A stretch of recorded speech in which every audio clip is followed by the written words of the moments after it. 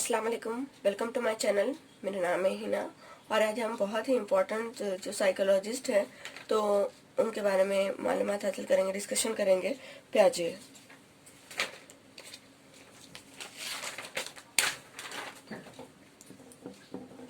प्याजे प्याजे जो थे वो क्या थे? Swiss biologist. प्याजे स्विस बायोलॉजिस्ट थे। ये फिलोसोफर भी थे।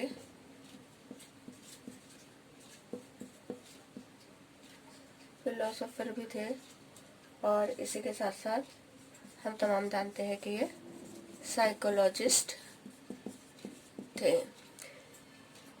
प्याजे है तो प्याजे को फादर ऑफ साइकोलॉजिस्ट भी कहा जाता है, फादर ऑफ चाइल्ड साइकोलॉजिस्ट। ठीक है, अगर क्वेश्चन आया कि फादर ऑफ चाइल्ड साइकोलॉजिस्ट कौन है तो उसका आंसर होगा प्याजे, फादर ऑफ चाइल्ड साइकोलॉजिस्ट। ठीक है, तो हमने क्या देखा कि प्याजे जो थे वो स्विस बायोलॉजिस्ट थे, फिलोसोफर भी थे और साइकोलॉजिस्ट थे और इन्हें ही फादर ऑफ साइकोलॉजिस्ट भी कहा जाता है। अब उसके बाद हम देखेंगे कि जो प्याजे थे, प्याजे को रेडिकल कंस्ट्रक्टिविस्ट भी कहा जाता है। Radical constructivist. ठीक है, कंस्ट्रक्टिविस्ट किसे कहते हैं? कंस्ट्रक्टिविस्ट ये कहते हैं कि बच्चे खुद से समाज से इंटरेक्ट होकर खुद इंफॉर्मेशन कंस्ट्रक्ट करते हैं, अपना ज्ञान का निर्माण वो खुद करते हैं, ऐसा कंस्ट्रक्टिविस्ट कहते हैं। तो जो बच्चे रहते हैं वो एक्टिव बिल्डर्स रहते हैं और अपना नॉलेज खुद बिल्ड करते हैं। तो ये थे प्याजे। और जो प्याजे थे तो इन्होंने हेरिडिटी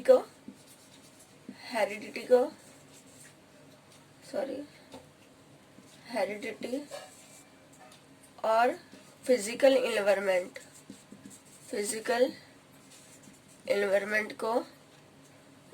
को ज़्यादा अहमियत दी है। किसको? हेरिडिटी को और फिजिकल इन्वायरमेंट को ज़्यादा अहमियत दी है कि बच्चा हेरिडिटी और फिजिकल इन्वायरमेंट के थ्रू ज़्यादा नॉलेज सीखता है।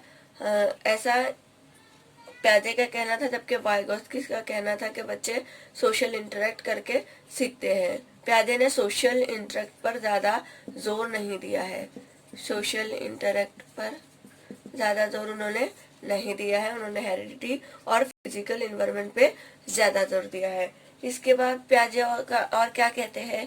प्याजे कहते हैं कि जो बच्चे रहते हैं तो सबसे पहले बच्चे क्या सीखते हैं? थॉट सीखते हैं।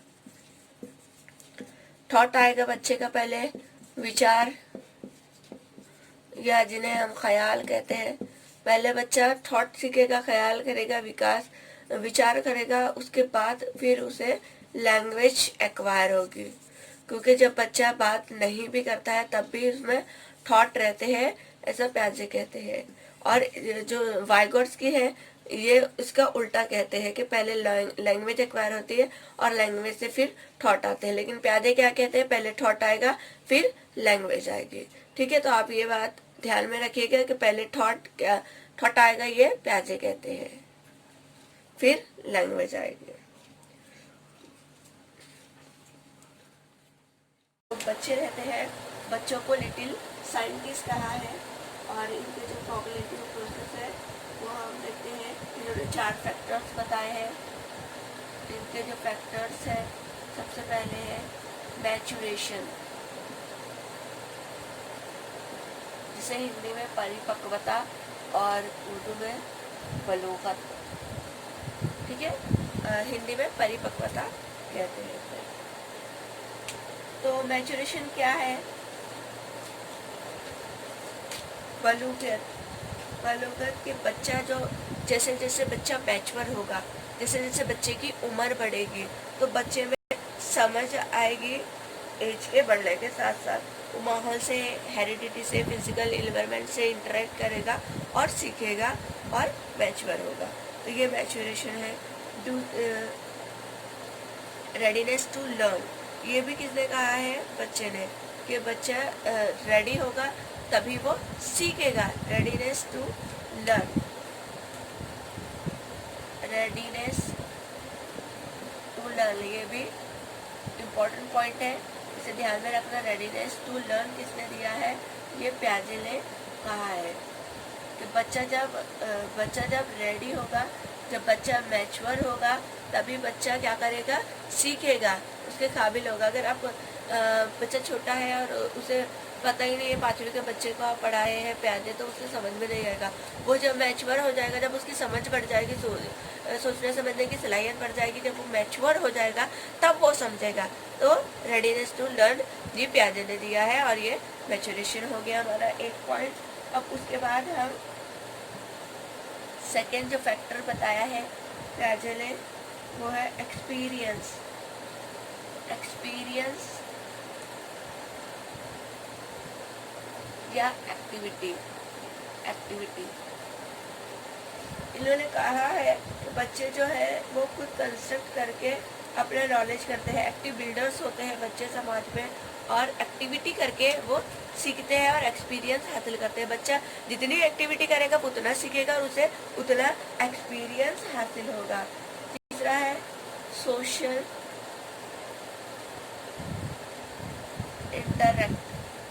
इंटरेक्शन।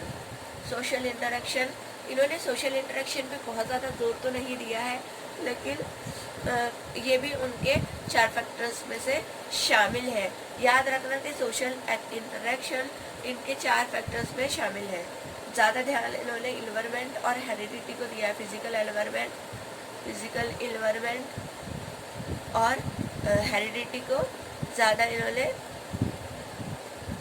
फोकस किया है। सोशल इंटरेक्शन को बहुत ज़्यादा अहमियत इन्होंने नहीं दी है, लेकिन ये भी इनके फैक्टर में शामिल है। और जो चौथा है वो है इक्विबिलिरेशन। अब इक्विबिलिरेशन क्या है?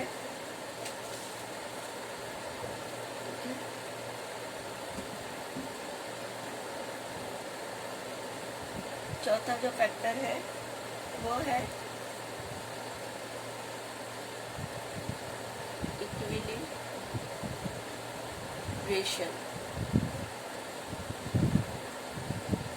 बैलेंस। ठीक है, क्या होता है कि हमारे इसमें एक स्कीमा होता है। स्कीमा, अब स्कीमा किसे कहेंगे? तो स्कीमा किसी भी चीज़ को लेकर उसके बारे में ख्याल, उसका नाम, जैसे ये पेन है, ये मार्कर है, तो हमारे जहन में ये स्कीमा बना हुआ है कि ये जब भी हम देखेंगे तो क्या कहेंगे हम? ये मार्कर है। ठीक है, इसकी स्कीमा हमारे इसमें हमारे माइंड में सेट है। Operation of thinking. ठीक है, ख्याल, और या इसे हम क्या कहेंगे? ऑपरेशन, छोटे छोटे पॉकेट्स ऑफ इंफॉर्मेशन। ठीक है, तो इसे हम स्कीमा कहेंगे। ये हमारा माइंड है और हमारे माइंड में बहुत सारी इंफॉर्मेशन हम जमा करके रखते हैं, जो कि छोटे छोटे पॉकेट्स की शक्ल में होती है। तो जैसे कि पेन का स्कीमा हो गया, फिर एनिमल्स का schema, glass, laptop, mobile phone, headphone, या हर किसी भी चीज़ का जो भी हमारा ख्याल होता है, जो भी हमारी पॉकेट ऑफ इंफॉर्मेशन होती है, तो उसे हम क्या कहेंगे? स्कीमा कहेंगे। उसके हिसाब से जो हमारा ख्याल है, उसकी जो छवि हमारे जहन में बनी हुई है, तो उसे हम स्कीमा कहेंगे। अब जब हमारा स्कीमा होता है, विचार, क्या सोच होती है उसके हिसाब से, जो उसका नाम रहता है, और फिर उसके स्कीमा में चेंजेस आएंगे। तो स्कीमा में जब चेंज होगा तब क्या होगा, जब स्कीमा था हमको ये बताया गया कि ये एक जैसे मैं मिसाल के तौर पर बताती हूँ, ये तो ये स्केच पेन है, बच्चे को इसका स्कीमा हो गया कि ये स्केच पेन है। लेकिन जब ये मोटा मार्कर बच्चे को बताया जाएगा तो पहले ये सेट हो चुका था इसका स्कीमा बच्चों के जहन में कि ये स्केच पेन है। लेकिन अब वो जब ये देखेगा तो उसके जहन में एक डिसइक्विलिब्रियम आएगा,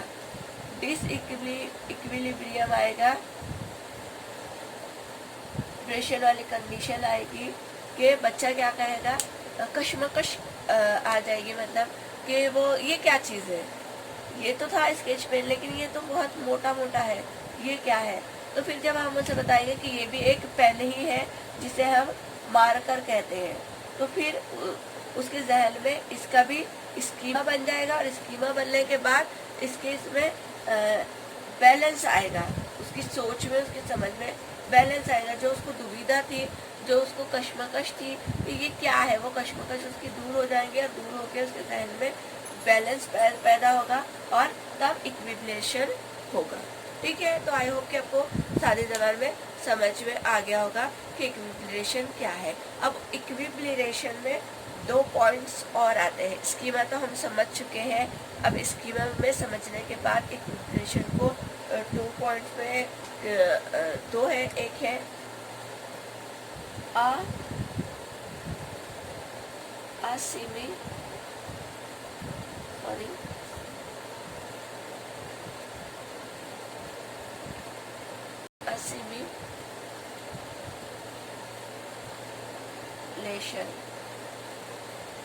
असिमिलेशन, ठीक है, और एक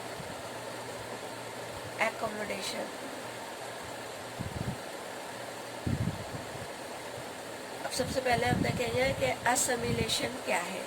असिमिलेशन जो हमने पुराना स्कीमा बनाया था, जैसे कि ये पेन है, बच्चे को हमने बताया कि बेटा ये स्केच पेन है, ठीक है, तो वो ये स्कीमा उसने, ये पुराना वाला स्कीमा था, लेकिन अब ये इसको देखेगा तो ये भी पेन ही दिखेगा, ठीक है, ये ब्लैक पेन है, ये ऑरेंज पेन है, इसे भी वो पेन ही कहेगा, इसे भी वो पेन ही कहेगा, क्योंकि उसने उसके जहन में क्या किया है, उसके जहन में इसका स्कीमा बना लिया है कि ये सब क्या है, पेन है। तो जो पुराना वाला स्कीमा है उसने उसी में इसको ज्वाइन किया और बताया कि ये भी पेन ही है, तो ये हुआ असिमिलेशन, मतलब सिमिलर। सिमिलेशन से आप याद रखिए सिमिलर, जहां पर बच्चे का स्कीमा चेंज नहीं होता, पुराने वाले स्कीमा में ही वो न्यू इंफॉर्मेशन को ऐड करता है, न्यू इंफॉर्मेशन को पुराने वाले स्कीमा में ही ऐड करता है, सिमिलर रहता है इसकी। तो असिमिलेशन क्या होगा कि बच्चे ने जो स्कीमा है वो पुराने वाले स्कीमा को न्यू स्कीमा में ऐड कर दिया यहाँ पर, लेकिन स्कीमा वही पुराना वाला है, नया नहीं है, सिमिलर है स्कीमा। तो आप इसे याद रखना, तो वो क्या कहलाएगा, असिमिलेशन। और जहाँ पर हमारा स्कीमा चेंज हो जाएगा, मॉडिफाई हो जाएगा, स्कीमा वो नहीं रहेगा, स्कीमा भी चेंज हो जाएगा, ऐड करने के साथ साथ न्यू इन्फॉर्मेशन, तो हम न्यू इन्फॉर्मेशन ऐड करेंगे, लेकिन ऐड करने के साथ साथ जो पहले वाला स्कीमा था वो स्कीमा में हम साथ में चेंजेस भी लाएंगे। जैसे कि बच्चे को हमने ये बताया ये पेन है, फिर ये इसका स्कीमा उसने बना के रखा हुआ था, अब जब ये हमने दिखाया तो ये भी सादा वाला पेन नहीं है बल्कि मार्कर है, तो उसका स्कीमा चेंज हो गया कि ये मार्कर है। इसी तरह से एक मिसाल में देती हूँ आपको कि बच्चे जो इसका आसमान में उड़ते हुए बर्ड्स को देखते हैं, ठीक है, बर्ड्स को देखते हैं तो मम्मी उन्हें बताती है कि ये क्या है, बर्ड्स है जो कि आसमान में उड़ते हैं। उसकी बाद में बच्चा आसमान में उड़ते हुए एरोप्लेन को देखता है, ठीक है, एरोप्लेन को देखता है तो वो क्या समझता है, उसको उसका पुराना वाला स्कीमा को यूज करता है, और वो एरोप्लेन को भी क्या कहता है, बर्ड, क्या कहता है, बर्ड कहता है कि आसमान में, मम्मा ने तो बताया था कि आसमान में बर्ड्स उड़ते हैं, तो वो उसे भी बर्ड से समझेगा एरोप्लेन को। लेकिन जब उसका स्कीमा चेंज कर देगी, मम्मी उसे बताएगी कि नहीं बेटा ये बर्ड्स नहीं है बल्कि इसे एरोप्लेन कहते हैं, तो उसका स्कीमा चेंज हो जाएगा इसको लेकर, और वो इसे भी एरोप्लेन कहेगा। तो यहाँ पर जो इन्फॉर्मेशन है वो मॉडिफाई होंगी, चेंज होंगे, स्कीमा में चेंजेस आएगा, पुराना स्कीमा नहीं रहेगा बल्कि स्कीमा में चेंजेस आ जाएगा। तो यहाँ पर क्या होगा, यहाँ पर वो सिमिलर यूज कर रहा है, तो यहाँ असिमिलेशन, और स्कीमा चेंज हो गया, मॉडिफाई हो गया, तो यहाँ पर क्या आएगा, अकोमोडेशन। ठीक है, इसी तरह से एक मिसाल ले लेते हैं कि एक बच्ची ऐसे समझती है कि जो शराब पीते हैं वो तमाम लोग गलत होते हैं, बुरे होते हैं, शराबी। ठीक है, जो शराबी ड्रिंकर्स रहते हैं वो बुरे लोग होते हैं, तमाम लोग बुरे होते हैं।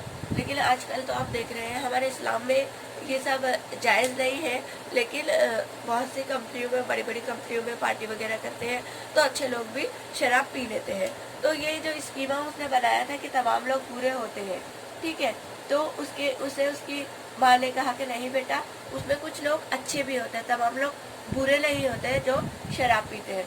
तो वो बच्ची क्या कहती, ठीक है, जो 30% शराब पीते हैं तो वो अच्छे होते हैं, लेकिन जो 30% से ज़्यादा शराब पीते हैं तो वो लोग बुरे होते हैं। उसने क्या किया, बुरे तो कंसेप्ट तो रखा ही है, जो स्कीमा था उसका बुरे है, लोग बुरे होते हैं, ये स्कीमा उसने चेंज नहीं किया, बस ये चेंज कर दिया कि 30% लोग और 70% लोग, जो 30% से ज़्यादा पीते हैं तो वो क्या होते हैं, बुरे होते हैं। स्कीमा में चेंजेस नहीं हुआ यहाँ पर, तो ये क्या कहलाएगा, असिमिलेशन। ठीक है, असिमिलेशन होगा, एकोमोडेशन नहीं होगा यहाँ पर।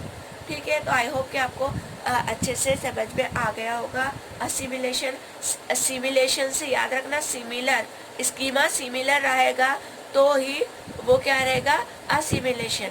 ठीक है, इसे याद रखने में आपको आसानी होगी।